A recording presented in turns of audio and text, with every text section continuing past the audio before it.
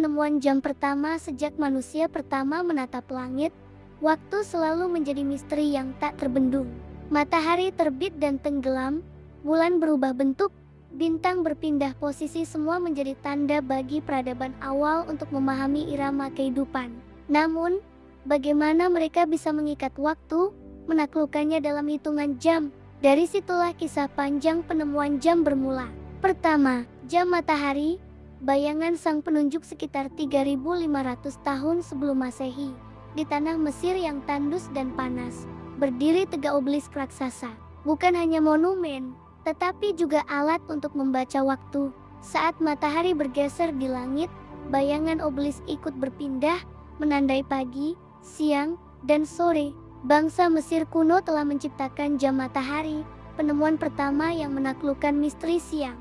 Namun, jam ini tak berdaya ketika malam tiba atau saat awan menutupi langit. Kedua, jam air. Mengalirnya waktu, lalu lahirlah jam air atau klepsydra sekitar 1500 sebelum Masehi. Air menetes perlahan dari wadah satu ke wadah lain, seakan waktu itu sendiri sedang mengalir. Mesir, Babilonia, Yunani, hingga Tiongkok mengenalnya. Jam air membuat waktu tetap hidup bahkan di malam gelap. Para hakim di Yunani kuno menggunakannya untuk membatasi lamanya persidangan. Seakan berkata, keadilan pun punya batas waktu. Ketiga, jam pasir. Penjaga perjalanan berabad-abad kemudian, manusia menemukan jam pasir. Dua tabung kaca bening berisi pasir halus yang turun dengan tenang, menit demi menit.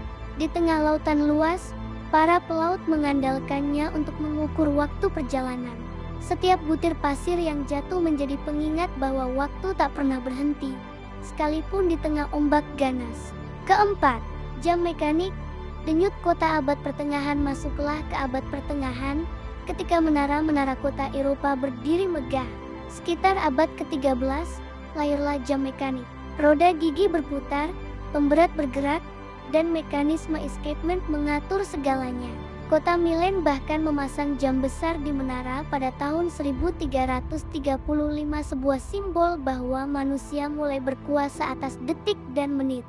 Suara dentang jam menara bukan hanya penanda waktu, melainkan juga simbol kekuatan peradaban. Kelima, jam bandul. Revolusi ketepatan pada tahun 1656. Seorang ilmuwan Belanda bernama Christian Huygens memperkenalkan jam bandul. Dengan ayunan teratur, jam ini lebih akurat dari semua pendahulunya. Kini, waktu tidak hanya bisa dibagi dalam jam, tapi juga menit dan detik. Dunia berubah, perdagangan, ilmu pengetahuan, bahkan kehidupan sehari-hari menjadi lebih presisi. Keenam, menuju jam modern berabad-abad kemudian, revolusi industri melahirkan jam kuarsa yang digerakkan listrik, lalu jam digital yang menjadi sahabat manusia modern.